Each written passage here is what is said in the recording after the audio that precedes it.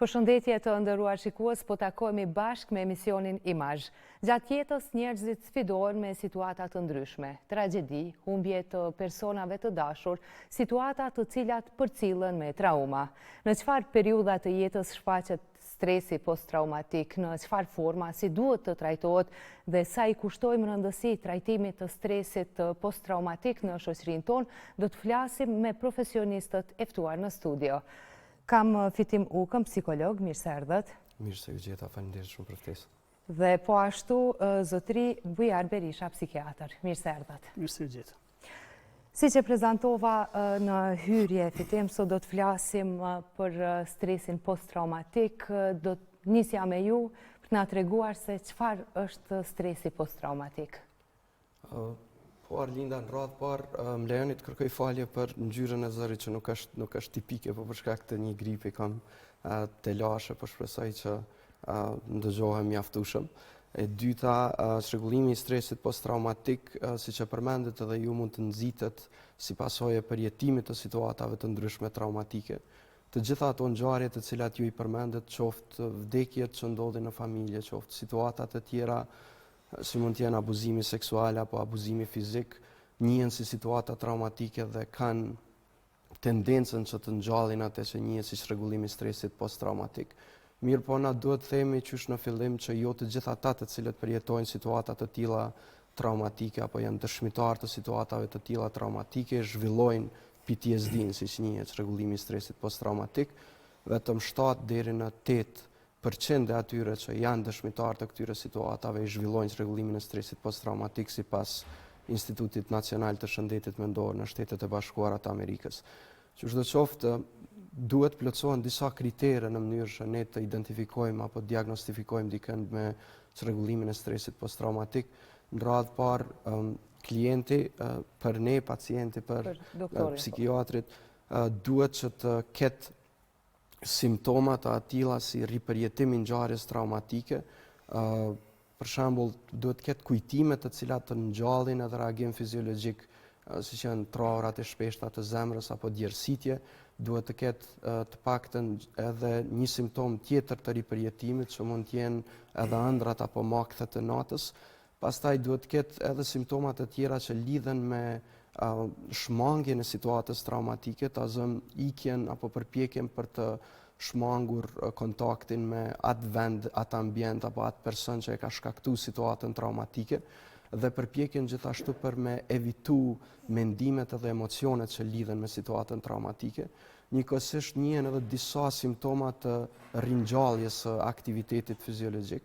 Munden me qenë jo vetëm reaksionet fiziologjike, por gjithashtu edhe reaksionet të tipit që mendimi jonë është më negativ, kemi tendencë për me fajsu veten edhe me fajsu botën për atë që ka ndodhur. Ndonjëherë kjo drejtohet në raport me veten, ndonjëherë drejtohet në raport me të tjerët dhe përfundimisht ajo që njihet si simptoma kognitive apo emocionale, pra që individ që përjetojnë çrregullimin e stresit posttraumatik duhet të kenë detyrimisht edhe këtë simptom, pra një gjendje emocionale jo stabile, kryesisht e mbushur me emocione negative dhe me mendime të cilat janë gjithashtu negative në kuptimin e vetë fajsimit apo fajsimit të tjerëve për situatën traumatike që ka ndodhur.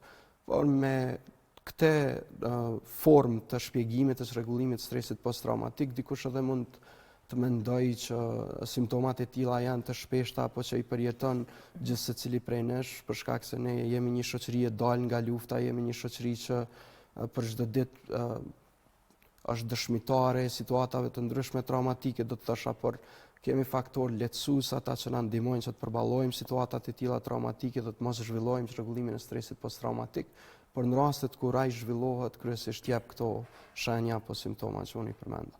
Doktor, na dha disa shembuj psikologu, por do të doja të di edhe nga ju se cila është gjendja e këtyre personave që përjetojnë stres posttraumatik, si manifestohet? Okej, për mos me përsërit çka foli Fitimi, thjesht në individin kur prezanton shenja të PTSD-s, janë 3 shtyllat kryesore që preken. Do thotë fillimisht preket sjellja e tij, të themi shkurt ballafaqe ose ik, preket sistemi vegetativ apo emocional, ku një seri faktorësh hynë aty, të cilët prezantohen më shumë përmes sensacione fiziologjike, të rrahurit e zemrës, lamsh në lukth, frymarrje nxënë, marramendje, etj. Edhe në sistemin e të menduarit, ku është më kompleks, ku individet e tillë krijojnë skema kognitive të atilla që nuk mund të përballojnë stresin. Përmes atyre skemave, shemave që i prezantojnë ata, gjithmonë janë skema jo të mira, edhe të orientuara drejt vetvetit. Për shkak se individi ose është ballafaqur direkt me situatën traumatike, ose ka qenë dëshmitar i saj. Dhe me qenë se është një përvojë e re e individit, me të cilën nuk është ballafaqur asnjëherë, çdo riperkujtim i ngjarjes i sjell pothuajse të njëjtat sensacione. Dhe këto sensacione bëjnë që individi të kërkojë ndihmën e profesionistit të shëndetit mendor. Personat të cilët ballafaqohen me trauma të tilla fitim, fillimisht kush mund t'i orientoj ndoshta për konsult te psikologu? Mund të jetë mjeku familjar ai pari personi adekuat i cili duhet të identifikojë këto shenja? Po realisht na kishim një diskutim shumë të këndshëm me doktorin para se të hyjmë në studio dhe mendoj që një prej formave kryesore të adresimit të çrregullimit stresit posttraumatik nuk është vetëm trajtimi që neve e kemi në fokus kryesisht në fushën e shëndetit mendor në Kosovë, por mund të jetë edhe parandalimi edhe promovimi i shëndetit pozitiv. Realisht çdo shoqëri e dalë nga lufta do duhet kishte programe të mirëfillta të parandalimit të zhvillimit të çrregullimeve të ndryshme mendore. Neve në Kosovë kemi pas disa të tilla, por kanë qenë modeste dhe me shtrirje që nuk i është përgjigj kërkesave që kanë pas njerëzit gjithandej nëpër Kosovë. Dhe si pasojë e kësaj, ne edhe sot kemi raste të PTSD-s që ndonjëherë lidhen edhe me situatat e kaluara gjatë luftës. Ju i keni pa dhe rastet e fundit që kanë qenë mediale dhe që flasin për ringjallje të kujtimeve të luftës dhe gjithashtu dhe ringjallje të të njëjtave simptoma, pra siç e tha edhe doktori, është ripërjetimi i ngjarjes traumatike. Kështu që besoj që të parë të cilët mund të shohin apo të vrejnë shenjat dhe simptomat janë padyshim familjarët, sepse ata janë në kontakt të vazhdueshëm me personin që mund zhvilloj PTSD dhe ata mund të shohin ndryshime të atilla që u përmenden qoftë në sjellje, qoftë në sferën kognitive apo emocionale. Pra në momentin kur shihni që një person ka tendencë që të vetë fajsohet për një situatë e cila ka ndodhur kohë më parë, një person ka tendencë të mbyllet në vetvete, të mos shfaq shenja të bashkëbisedimit apo të bashkëpunimit me të tjerët, ja vlen që të kërkohet ndihma e profesionistëve të shëndetit mendor. Fatkeqësisht në shoqërinë tonë vazhdojmë që si psikolog në veçanti të ballafaqohemi me shumë paragjykime që vijnë prej shoqërisë në përgjithësi dhe vazhdon një lloj hezitimi në mesin e shoqërisë tonë për të konsultuar psikologun, por nuk është as turp as marrë që në momentin që shihen shenja dhe simptoma të tilla të PTSD-s apo të çfarëdo lloji çrregullimi tjetër të shëndetit mendor, të kontaktohet psikologu, sepse siç u përmend edhe nga doktori, ka metoda dhe teknika me anë të cilave neve punojmë, në veçanti në ristrukturim të atyre që janë mendime negative automatike dhe në momentin kur ja dalim që të ristrukturojmë formën se si personi e percepton botën, e percepton atë situatë traumatike, kjo ndikon pastaj edhe gjendjen e tij emocionale dhe bën që këtë lloj stresi posttraumatik ta reduktojmë ndjeshëm e t'i mundsojmë individit që të funksionojë mirëfilli në shoqëri. Doktor, përmendëm 20 vite pas luftës, unë do doja t'ju pyes se në çfarë periudha kohore mund të shfaqet stresi pas traumave? Apo varet ndoshta nga individi? Stresi posttraumatik zakonisht intensitetin më të madh e ka në momentin kur ndodh situata traumatike. Aty njeriu ballafaqohet me situatën e re ku ai duhet ta përballojë. Fillimisht shprehen shenjat e një stresi akut dhe brenda 4 javë, nëse nuk ka trajtim të mirëfillt, kalon në stres kronik apo në PTSD. Pastaj PTSD-ja sa zgjat, ka shumë mendime të ndryshme. disa thënë me muaj, ne kemi eksperiencën tonë që me vite. Mirë po, PTSD-ja, apo stresi pas traumës, në vete banë dhe komplikimet e veta. Qa do të thotë? Për shkak se ai mund të komplikohet ose të modifikohet. Mund të modifikohet në një depresion shumë të thellë. Mund të modifikohet në fobi të ndryshme. Dhe një ndër pasojat që janë më të mëdha, unë do ta quaj ashtu, modifikon personalitetin e individit. Në momentin kur modifikohet personaliteti i individit, atëherë do të thotë kemi të shprehur formën më të madhe të atë që quhet irritabilitet ose frustrim ndaj situatave edhe më pak që janë stresuese, me reagime impulsive të individit. Pastaj, sipas rëndesës së simptomave, me siguri besoj që mjekët familjarë janë edhe të trajnuar për me ditë me orientu ose edhe vetë me trajtu individin e tillë. Theks tjetër që në përkërcim ose në modifikim të PTSD-s është edhe abuzimi i substancave. Shumë njerëz, sidomos kjo është vërejtë të ushtarët amerikanë pas luftrave prej Vietnamit dhe këtej, që kanë kaluar në abuzim me të ndryshme të substancave, e cila do të thotë mandej e krijon atë formën e adikcionit, që do të thotë dëshira vashmërisë, që tanë kohën të jenë në presionin e diçkahit për me arrit një qëllim me të cilin nuk e dinë edhe vetë. Ndoshta vetë për këtë pjesën, siç u shpjegu, ndonjëherë ka një tendencë të personave të cilët kanë çrregullimin e stresit posttraumatik që të shmangin me çdo formë të mundshme situatën traumatike dhe abuzimi me substanca i largon prej ripërjetimeve të tilla, pra mendohet të jetë një strategji dalse, por ajo që tregojnë ulëmtimet është përkundrazi këto vetëm sa përkeqësojnë gjendjen emocionale të individit në momentin kur substancat nuk janë aktive, nuk ja dalin që t'japin atë element ndikus efektin. Definitivisht po. Edhe një gjatë tjetër që desha ta përmend, me qenë se unë punoj shumë shpesh me fëmijë, do ta kemi parasysh që çrregullimi i stresit posttraumatik nuk shfaqet në të njëjtën formë si tek fëmijët si tek të rriturit. Doja t'ju pyes fitim sepse në raste të shumta në qoftë në aksidente, ndoshta mund të jenë ata persona të rritur të cilët ballafaqohen me trauma të tilla, por në raste të humbjes së prindve, si është me fëmijët, sa zgjat ndoshta ky trajtim? Po, si që tha dhe doktori, evidenca është mikse, pra nuk kemi një evidencë të qartë të asaj se sa mund të zgjasin këto simptoma, nuk kemi evidencë të qartë se kur fillon edhe të shfaqet. Kjo varet shumë edhe prej personalitetit të individit, varet shumë prej formimit të tij, varet shumë prej faktorëve lehtësues, por varet mbi të gjitha edhe prej trajtimit që merr. Pra në momentin kur shenjat e para, simptomat e para të PTSD-s trajtohen edhe adresohen, ka gjasë që suksesi të jetë shumë më i madh. Në momentin kur ato injorohen, për një kohë ka tendencë të generalizohen, apo në një formë edhe të tjetërsohen në shenja dhe simptomat e çrregullimeve të tjera, apo të bashkëpunojnë, të jenë komorbide me çrregullimet e tjera. Kështu që në momentin kur flasim për fëmijët duhet ta kemi parasysh në veçanti në fëmijërinë e hershme, që është periudha më e ndjeshme e zhvillimit, çrregullimi i stresit posttraumatik mund të lë pasoja afatgjate në formim.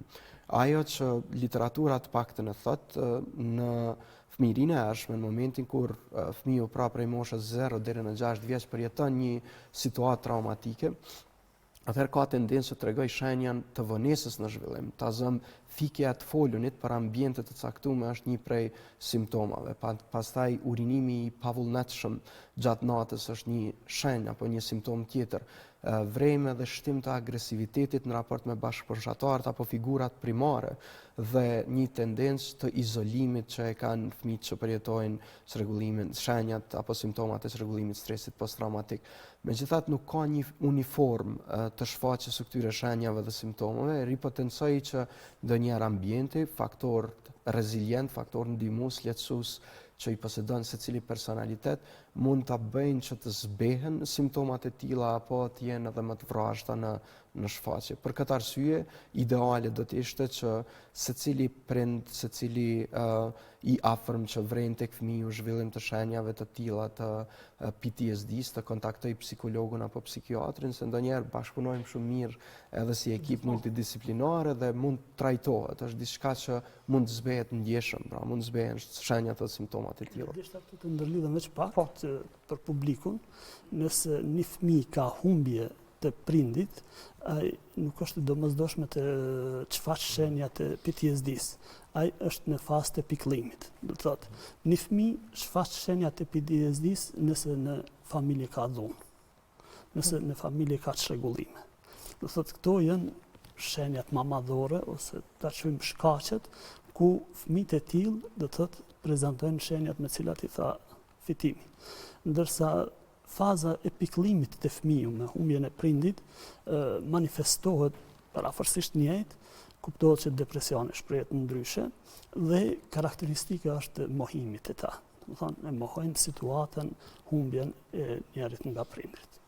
Unë do doja gjithsesi t'ju pyes se sa është e rëndësishme, do thotë, trajtimi psikologjik për të kaluar pastaj në trajtime tjetër.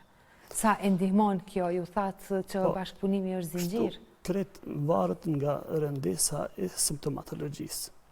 Me qenë se unë po flasim nga aspekti psikiatrik, po dhe psikoterapeutik, do thotë me qenë se ka senzacione fiziologjike, ka një shkundje pequja ashtu të receptorëve, ku truri jon punon përmes mediatorëve kimik ose hormoneve. Mendoj që një terapi medikamentoze është e nevojshme. Po shtuar asaj, nëse bëhet edhe psikoterapi, ku psikoterapia e sjelljes dhe të menduarit ka dhënë rezultate mjaft të mira deri në retablimin e plotësishëm të individëve, atëherë do të thotë mund të aplikohet edhe kjo formë terapisë. Tashi ka forma të ndryshme të terapive biologjike. Për shembull, një aplikim që bëjmë ne tashi unë si mjek e bëj përmes stimulimit magnetik, do thotë në modulimin e qelizës nervore duke mos marrë ilaçe njerëz. Edhe për vetëm asaj terapie, njëkohësisht zhvillohet edhe psikoterapia behaviorale, se sjelljes, ku përmes skemave kognitive të njerëzve, përmes skemave të menduarit dhe, si që tha dhe fitimi, mendimeve automatike që i shprehin ata, arrim në neutralizim dhe racionalizim të sistemit të menduarit, kështu që arrihet në një konformitet pequjmë edhe një reintegrim i personit me të cilin punohet. Fitim, në vazhdimsi shkenca po avancon dhe ndoshta aspekti psikologjik ka avancuar në formën e trajtimit, këshillimit.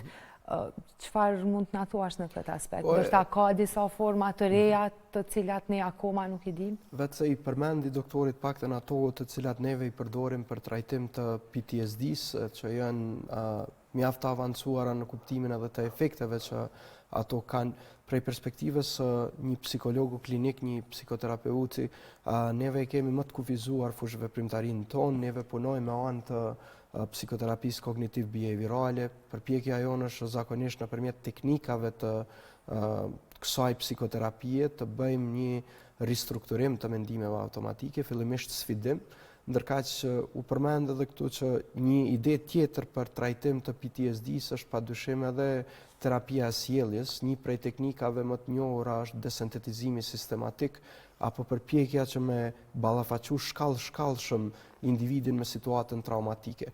Nëse po ju kujtohet në fillim, e veç folëm për këtë efektin e famshëm të fluturimit, të ikjes apo të ballafaqimit të situatës traumatike, ndonjëherë jeta bëhet shumë e vështirë për personat që kanë PTSD, sepse ata duhet që të shmangun shumë situata të cilat e ngjallin reagimin post-traumatik.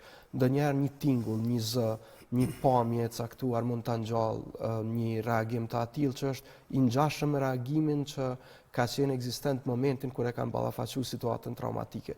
Pastaj kjo bëhet e bezdisshme për individin dhe një mënyrë për me trajtu është duke e ballafaquar.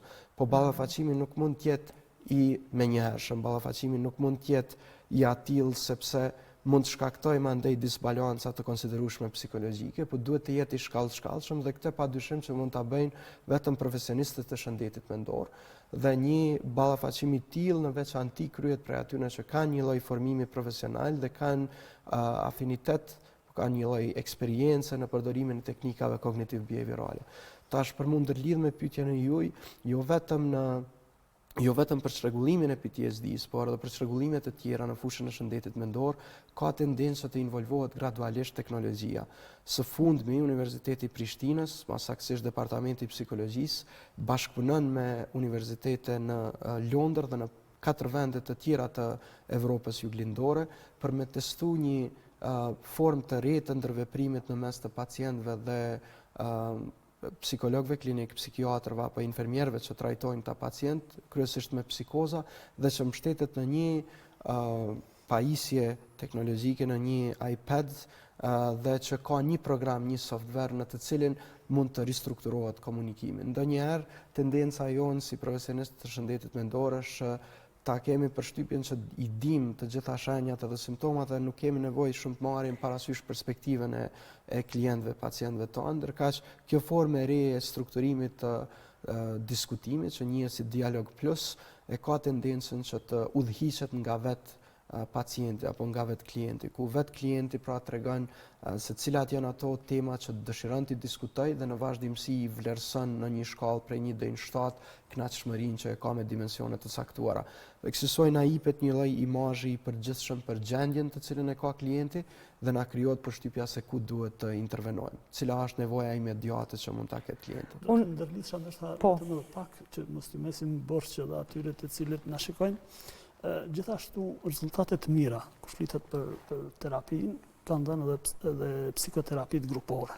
Domethënë me problematikë të ngjashme dhe rezultatet janë shumë të mira. Pastaj janë teknika relaksuese të ndryshme, qoftë në frymarrje, qoftë të gjymtyrëve të muskulaturës, të cilat gjithashtu kanë dhënë rezultate mjaft të mira. Ndërto përmendet sidomos për PTSD, gjithashtu edhe MDRI, ose lëvizja e syve, ku është një metodë e re, kur e flas e re ka mbi 40 vjet, dhe ajo ka përdoret shumë në botë për trajtim të këtyre personave. Mbase po flasim rreth personave të cilët kanë përjetuar trauma dhe më pas stresin post-traumatik, unë do doja t'ju pyes për ta saktuar këtë pjesën tjetër. Këta persona është më mirë që të komunikojnë rreth asaj se çfarë kanë përjetuar, apo është më mirë që të mos flasim, ndoshta me shoqërinë dhe familjen? Okej. Kështu. Është një stresi post-traumatik, është një eksperiencë individuale. Dhe individi përgjatë përjetimit të situatës stresante gjendet në një situatë të re. Dhe ai hutohet. Dhe ka shumë gjëra, elemente që nuk mund t'i kujtohen ose nuk mund t'i shef.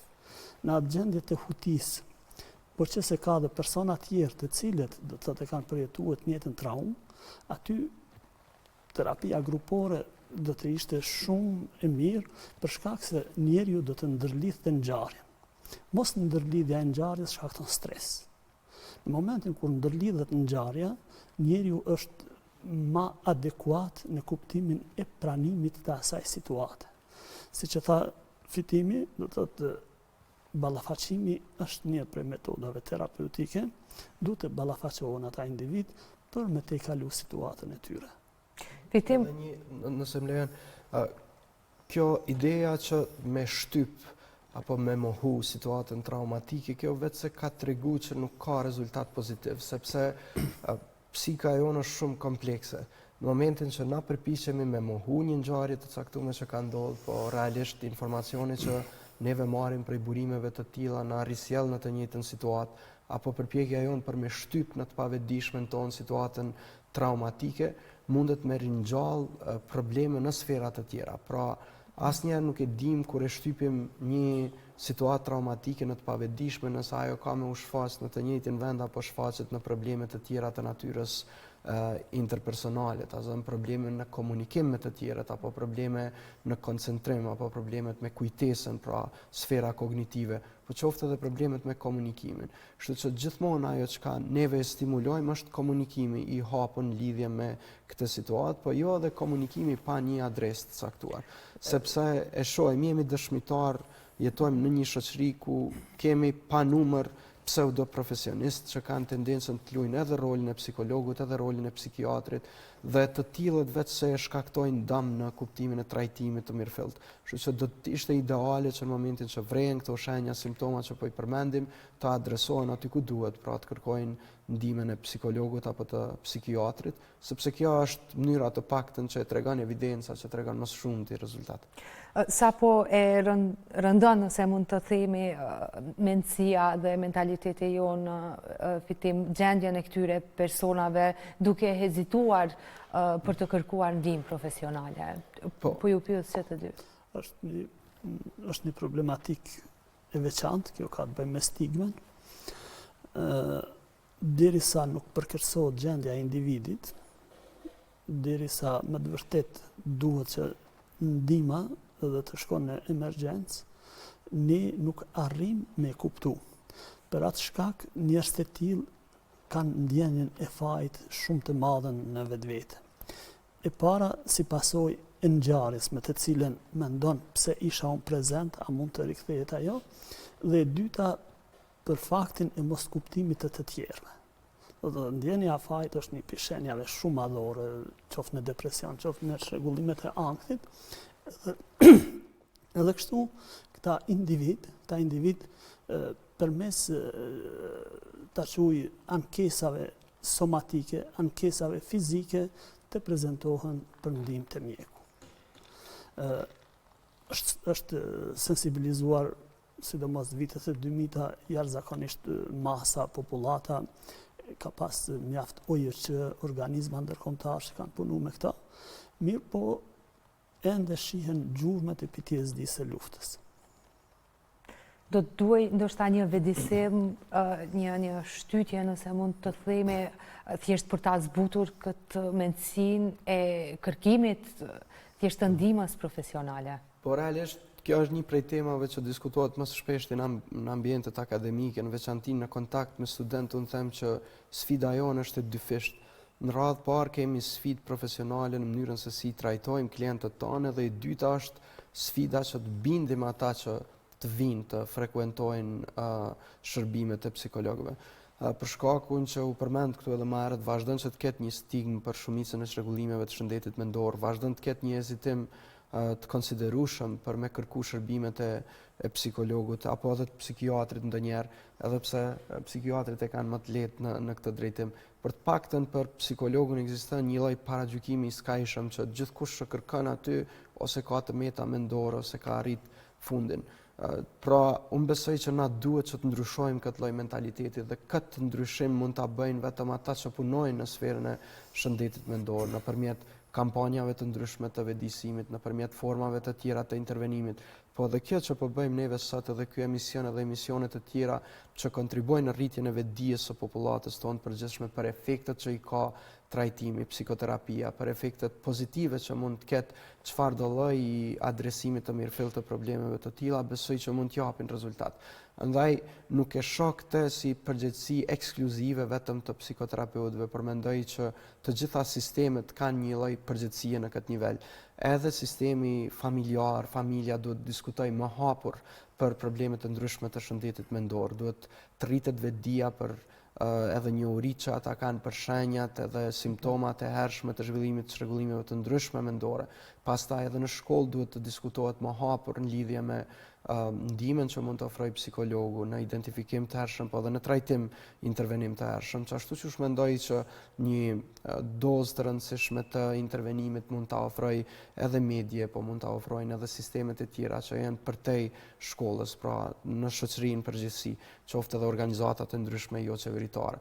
Nëse punojmë të gjithë në këtë drejtim, i bashkërëndojmë aktivitetet tona, jam i bindur që mund të ketë rezultate pozitive në këtë drejtim, mund të ulet ndjeshëm stigma dhe mund të rriten gjasat që persona që ballafaqojnë vështirësi të ndryshme të kërkojnë ndihmën profesionale dhe të mos konkurrohen mandej këta persona prej pseudo profesionistëve. Përmendëm familjen, cili është roli i familjes sa ndihmon në procesin e trajtimit të personave të cilët thjesht vuajnë nga stresi posttraumatik? Është ajo shkruar edhe nga përvoja, të them nga përvoja. Familjarët janë në një gjendje me të vërtet jo të lakmueshme, përballë një individi kur prezanton simptomat e tilla. Është në një gjendje jashtëzakonisht jo të mirë, qoftë kur e ka përballë një individ i cili prezanton, me të vërtet, kur them prezanton simptoma, zakonisht do mendojnë simptomat anksioze, nganjëherë këta individ edhe mund të shkëputen nga realiteti, që ne e quajmë si formë të derealizimit, disociohen në masë të caktuar, saqë në një farë forme kanë edhe krizat të vedijes. Kjo është shenja me të cilën, domethënë, është komunikimi familje-mjek në atë kuptim, edhe pastaj fillon terapia, fillimisht duke dedramatizuar situatën në familje, qenë se familja është jashtëzakonisht e preokupuar, dhe duke gjetë mekanizma, forma për ndihmë të individit i cili prezentohet. Atëherë unë preferoj të ndjekim një kronik të realizuar nga kolegu Enver Gashi, sjell një intervistë rreth temës me doktor Faton Kutlovcin, psikiatër, dhe rikthehemi për të vazhduar akoma me bisedën. Shëndeti mendor konsiderohet si një ndër më të rëndësishmet për njeriu. Gjatë jetës shumë nga ne përjetojmë ngjarje jo gjithnjë të mira, e që mund na sjellin një jetë më stresuese dhe më traumatike. Në botë njihet se diku rreth 30 deri në 60% të njerëzve gjatë jetës së tyre e kanë përjetuar një formë të traumës. Këto ngjarje traumatike duhet të llogariten me pasoja afatgjata, e që njihen si çrregullime të stresit posttraumatik ose PTSD. Doktor Faton Kutlovci, psikiatër, tregon se këto ngjarje janë në rritje në Kosovë. Me ju thonë drejtën, ne nuk kemi ndonjë studim i cili konkretisht është marrë me çrregullimin e stresit mas traumës, dhe ndoshta nuk ishim mujt me fol me shifra, por nuk ka dyshim që nga përvoja e përditshme që kemi, që numri i personave që kërkojnë ndihmë për shkak të simptomave të ngjashme me çrregullimin e stresit pas traumës është në rritje sipër. Simptomat e çrregullimit stresit pas traumës në përgjithësi ndahen në 3 entitete, 3 grupe të mëdha. Në simptomat e mëdha të grupit parë janë simptomat e ripërjetimit të ngjarjes, potencialisht përjetuar në mënyrë traumatike, dhe atë përmes mendimeve intruzive ose flashbacks, rikujtimi i ngjarjeve. E para është kur personi faktikisht e din që po rikujton ngjarjen, është i vetëdijshëm, po rikujton ngjarjen, kurse me flashback ai ripërjeton ngjarjen sikurse që e ka përjetuar dikur. Këto janë simptomat mëdha që flasin për çrregullimin e stresit pas traumës. Pastaj është grupi i dytë, simptomat e shmangjes, personat i shmangen situatave, objekteve ose gjithçka që rikujton situatën traumatike, dhe simptomat e tretë, në grupi i tretë i simptomave që rikujtojnë janë simptomat trupore, ankthi, djersitjet e trupit, frika, zhvillimi i fobive, tmerret e natës, prishja e ritmit gjumit deri tek rastet më të rënda kur kanë efekte edhe në çrregullimin e personalitetit, me theks veçantë atë kufitar. Sipas doktor Kutlovcit, sot edhe mediat janë pjesë dhe shkaktare të PTSD-s. Nëse keni qëllim të pyesni se a ndikojnë mediat në rritjen e situatave të dhunshme që më vonë do zhvillojnë situata të stres, zhvillimi i çrregullimit stresit mas traumës, atëherë po, patjetër që po. Dhe unë mendoj që ajo tendenca e mediave, sidomos tyre elektronike të ne, që ta krijojnë, formulojnë një titull i cili do ta nxit personin të bëj klikime ose ku e di unë cili është interesi, patjetër që ka ndikim negativ. Po flasim, nëse më lejohet, për rastin e fundit në Dardani. Për mua, si psikiatër, ishte shumë e rëndë të lexoja tituj nga më të rëndit, ja se çka ndodhi, u zbulua rasti pse ndodhi, pa e qa kokën fare që nuk do të thotë se simptomat të qarkullimit mas traumës do të zhvilloj vetëm personi i cili është ballafasu drejt për drejt me një situatë që ja cenon integritetin e tij trupor ose me një situatë që e bën të mendoj se do të vdes. Simptomat të qarkullimit të stresit mas traumës kanë me manifestu ose munden me manifestu edhe dëgjuesit e thjeshtë. Personi i cili ka dëgju për një gjendje traumatike të afërmit të tij, të mikut të tij të ngushtë, dhe në këtë aspekt unë mendoj që plasimi i lajmeve të tilla në lidhje me dhunën, gjithçka që promovon dhunën ka me promovu rritje të numrit të situatave që kanë me prodhu traumë, e përpasoj edhe dhunë, dhe më thonë, jo vetëm që ka me urit trauma, për ka me urit edhe dhunën në përgjithësi. Të atakuarit më të shpesht janë qytetarët e moshës madhore. Sigurisht që mosha madhore është ajo e para që goditet, sepse pjesëmarrja në aksidente të ndryshme, në tragjedi të ndryshme është më e madhe tek personat e moshës madhore, po flasim për moshat e mesme, por nuk përjashtohet mundësia që edhe fëmijët e vegjël, por edhe pleqt të manifestojnë simptomat të qarkullimit të stresit mas traumës. Ndoshta për ju kishte me qenë interesant të dihet që qarkullimi i stresit pas traumës mundet me qenë akut, simptomat e tij munden me qenë akute, kronike dhe të zgjatura ose të vazhdueshme. Nëse flasim për atë akute, do të simptomat e një qarkullimi që ka me manifestu angth, frikë, prishje të ritmit të gjumit dhe simptoma ndryshme trupore, pa i përfshi ato simptomat të mëdha të stresit mas traumës, zhvillohen 3 muaj mas përjetimit situatës potencialisht traumatike, ai kronik deri në 6 muaj pasi që tjetë e përjetuar situata potencialisht traumatike dhe PTSD-a e zgjatur ose e vazhduar mas si të kenë kaluar 6 muaj. Vlen të theksohet se në rastin e parë të PTSD akute, këto janë zakonisht të shkaktuara nga ndonjë stresor jo shumë i rëndë, jo shumë i madh. Kurse 2 raste tjera, ai kronik dhe i vazhduar, patjetër që stresoret janë të intensiteti shumë të lartë dhe pasojat janë më të mëdha. Qarkullimi i stresit post-traumatik është i menaxhueshëm nëpërmjet vizitave tek specialistët, prandaj rekomandohet që të mos neglizhohet. Do që më kështu kronikën e realizuar nga kolegu Enver Gashi, doktor do doja t'ju pyes se sa kanë kushte, çfarë kushte ofrojnë qendrat mjekësore në vendin tonë për personat të cilët duhet trajtuar ndoshta në qendrat e mjekësive. Shiko, kështu, PTSD-ja normalisht trajtohet ambulatorisht. Përveç qendrave spitalore rajonale edhe klinikës së psikiatrisë, janë gjithashtu qendrat e shëndetit mendor, po njëkohësisht edhe psikiatrit e instaluar privat. Do thotë janë 3 format ku këta njerëz mund të kërkojnë ndihmë për trajtim. Sa mund të zgjasë një trajtim i tillë dhe çfarë e garanton suksesin, doktor, apo ndoshta edhe vetë individi? Kështu, me kozgjatje nuk do të hyjmë aty, mirë po zakonisht individet e tillë të cilët kanë kërkuar ndihmë dhe nuk e kanë ndrru profesionistin e shëndetit mendor, kanë pas sukses më të madh. Ne eksperiencat tona si mjek i kemi që edhe pacientët tonë shumë lëvizin nga një mjek në tjetrin, në para profesionist, në shumë gjëra tjera, kështu që e komplikojnë edhe më shumë gjendjen e tyre.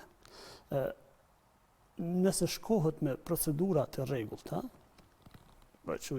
protokollet mjekësore me të cilat ne bazohemi, për të trajtuar në mënyrë adekuate vyn një kohë disa mujore, specaktoj sa muaj. Mirë, po çfarë është më rëndësi në shëndetësi dhe më së shumti në psikiatri, është sa jemi në gjendje ne pacientin ton, individin me cilin na prezantohet ta bëjmë funksional. PTSD-ja ndër tjerat është një çrregullim jashtëzakonisht invalidor. nëse përkërcohet me ato që thash më herët, në depresion apo në abuzim të substancave. Ndërsa në rastet e tjera, trajtimi është shumë i suksesshëm, trajtimi mund të zgjat disa muaj, ndoshta edhe me vite, po e rëndësishme është se individet e tillë funksionojnë, mund të kryejnë punët e përditshme, mund të punojnë në profesionin e tyre, edhe kjo është ajo me të cilën, domethënë, ne si profesionist, si mjek jemi të kënaqur. Fitim, në çfarë periudha ndoshta këta persona mund të rikthehen në këtë gjendje dhe çfarë është më rëndësi të dimë çfarë duhet të ndërmirret më pas? Po realisht ne e thamë edhe në pjesën fillestare që kjo mënyra se si funksionon apo si aktualizohet PTSD është pak sa mistike. E para ka tendencë pra kur përjetohet një situatë traumatike, njeriu është më i rrezikuar që të zhvillojë PTSD-n, po ndonjëherë edhe situata të caktuara të vështira jetësore mund ta provokojnë zhvillimin e PTSD-s dhe simptomat mund të jipen prej pas disa muajsh deri në vite pas ngjarjes traumatike. Ta zëm një ulëmtim me veteranët e luftës së fundit në Kroaci, ka treguar që ushtarët kroat kanë zhvilluar shenja të PTSD-s edhe 15 vite pas përfundimit të luftës, ndërkaq neve në Kosovë besoj kemi evidencë të mjaftueshme me konkludu që PTSD mund shfaqet edhe 20 vite pas përfundimit të luftës, në veçanti kur këtu kontribuojnë edhe faktorë të tjerë në riaktualizim të situatave traumatike. Ta zëm, ne kemi pas rastin e fundit të ekspozimit të fotografive të që u tha grave të dhunuara gjatë luftës, por vetë diskutimi apo debatimi i kësaj teme në opinionin publik në këtë mënyrë të vrazhtë apo agresive mund të shkaktojë ringjalljen e simptomave të çrregullimit stresit posttraumatik. Kjo është ideja pra që ne nuk e kuptojmë mirëfilles se çka mund të shtyj, ndonjëherë mund të jetë një element i veçantë, ndonjëherë mund të jetë një pamje, ndonjëherë mundet me qenë thjesht një zë i cili i ringjall situatat e tilla, i ringjall reagimin e tillë fiziologjik, kështu që ideja është në momentin e parë që vrehen me kërku ndihmë profesionale. Këtë po besoj po përpiqemi me trumpetuese të dy për shkak se çfarë do lloj vonese në trajtim mundet me shkaktu vështirësi në tregim të rezultateve pozitive të trajtimit, ndërkaq sa më herët që të identifikohet dhe sa më herët që të intervenohet, gjasat për sukses janë shumë më të mëdha. Mbase u prek si temë, doktor, unë gjithsesi që doja t'ju pyes edhe ju, sa ndikon kjo çështja e mediave, sidomos elektronike, të cilat shkruan artikuj me tituj të egzageruar, do thot në përhapjen e situatave të tilla? Kjo shumë varet nga vetë individi, nga njëherë edhe në shoqërinë tonë, po në disa shoqëri bëhet si pjesë e funksionimit. Në momentin kur edhe lajmet jo të mira, lajmet të cilat kanë edhe vrasje, prezantohen përmes mediave, do të thotë nuk reagojnë nga njëherë, nuk ringjallin simptome ose shenja tek populata, për shkak se është pjesë e kulturës të shprehurit në këtë formë. Mirë po në përgjithësi do të thotë shkrimet e tilla, ngjarjet e tilla normal që nëse tek njerëzit të cilët nuk kanë pësuar një traumë, nuk shkakton kurrë, tek të tjerët që janë të traumatizuar, shoqëria jonë është mjaft e traumatizuar, mjafton një klik që aty me ju ringjall e tërë ajo ngjarje, siç e tha dhe Fitimi, me ju ringjall edhe me ripërjetue sërish. Zakonisht do të thotë të dhunimet, nëse flasim, janë shumë eksperienca individuale të individëve. Aty është i prekur shumë integriteti personal i individit. Do të thotë ndjeshmëria shumë më e lartë se sa në vrasjet e zakonshme, në aksidentet e zakonshme. Dhe në këto raste do të thotë duhet përveç asaj që të jemi të matur në raport me informatën me të cilën e japim, po njëkohësisht duhet edhe mirë të konsultohemi nga aspekti profesional, etik, se çfarë do të prezantojmë. Kjo është shumë më rëndësi. Ndoshta ndonjëherë për shkak të kohës në të cilën jetojmë edhe përpjekjeve të vazhdueshme që kanë portalet që të marrin sa më shumë klikime, mungon ajo që është censore edhe për profesionin e gazetarisë, qenit empatik me persona të cilët kalojnë nëpër vështirësi të ndryshme jetësore, sepse po e shohim prej formës së promovimit të lajmeve të tilla që realisht ato nuk e kanë përpjekjen për informim, apo nuk e kanë qëllimin e informimit, sa e kanë qëllimin e marrjes së sa më shumë klikimeve, pra përfitimit, edhe kësaj ndikojnë negativisht. Pajtohem plotësisht me këtë idenë që jo të gjithë ata që i ekspozohen lajmeve të tilla mund të zhvillojnë pastaj PTSD-n, por duhet ta kemi parasysh të paktën në fushën e shëndetit mendor është i njoftën efekti copycat. Ta zonë vetvrasjet në një kohë në Turqi janë reklamu, janë regjistru me anë të kamerave, janë lidh drejt për drejt televizionet të caktuara për me portretizu se si po ndodhin drejt për drejt i vetvrasjet prej urës në Stamboll. Përderisa kjo i ka rrit mandej tendencën e njerëzve që me kry vetvrasje. Kështu që impakti që i kanë mediat është i jashtëzakonshëm. Ndonjëherë shkon përtej kufive të cilët na arrijmë i vendos. Duhet të kemi jashtëzakonisht kujdes për mënyrën se si trajtojmë në veçanti tema të tilla të cilat janë të ndjeshme për shëndetin mendor dhe në veçanti rastet e tilla të dhunimeve apo të vrasjeve, cilave mundet shumë lehtë me ju ekspozu edhe një fëmijë edhe një adoleshent, dhe mandej kemi të vështirë për me kuptu formën se si ai ndërton reagimin në raport me atë lajm. Dhe për fund fare, unë do të doja një mendim si profesionist nga ju, personat për cilët po flasim, ata të cilët kanë përjetuar trauma dhe janë trajtuar për stresin post-traumatik, sa është me rëndësi që më pas të jenë të angazhuar në jetë, të punojnë, të kenë qasje sociale gjithandej? Po jam i bindun që, si që tha edhe doktori, gjasat janë shumë të mëdha që ne të tregojmë sukses me anë të psikoterapisë apo formave të tjera të intervenimit, të zbehen shenjat dhe simptomat dhe personit bëhet funksional.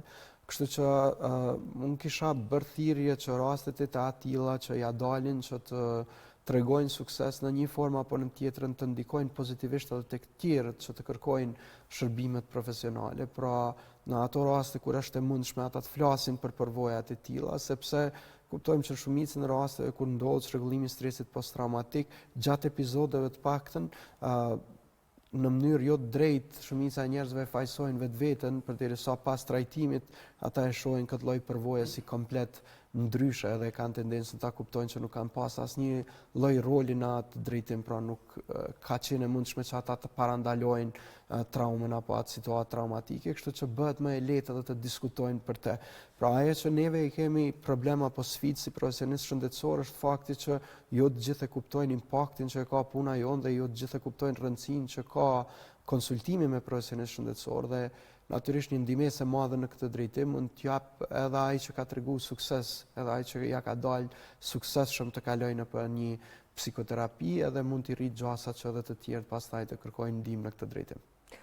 Po, doktor, për fund fare, nga eksperienca, nga eksperienca juaj profesionale. Nga eksperienca ime profesionale, kam shumë pacient që kam trajtuar dhe janë funksional, kam një numër të tillë që janë në procese sipër të trajtimit, po ata duhet me ditë se nuk është një shregullim invalidues, po është një formë e shprehjes së traumës përballë një eksperiencë të re. Atëherë, gjithsesi që qoftë familja, do duhet të jetë shtytës karshi këtyre personave, ndoshta edhe profesionist mjekësor, ata të parët të cilët vrejnë këta persona, të jenë shtytës që të kërkojnë ndihmë profesionale në mirëqenien e tyre. S'ka dyshim, e tham që të fillon prej familjes, por këtu mund të luajnë rol padyshim edhe shoqëria, edhe mësimdhënësit ndonjëherë nëse flasim për fëmijë, për adoleshent, por gjithashtu edhe juve si media. Kështu që është një kontribut që mund ta japim prej perspektivave të ndryshme, dhe nëse secili prej nesh e kryen detyrën ashtu siç i takon, besoj që do të kemi sukses edhe në trajtim të këtyre rasteve edhe në të ardhmen. Atëherë unë ju falenderoj shumë për kohën tuaj dhe praninë tuaj në Imazh sot. Faleminderit për mendimet tuaja dhe nga ana profesionale, gjithsesi që na dhat këshillat tuaja rreth temës.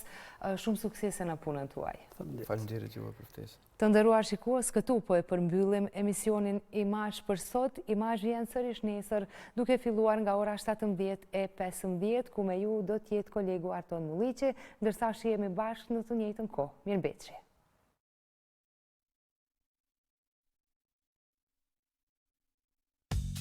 Thank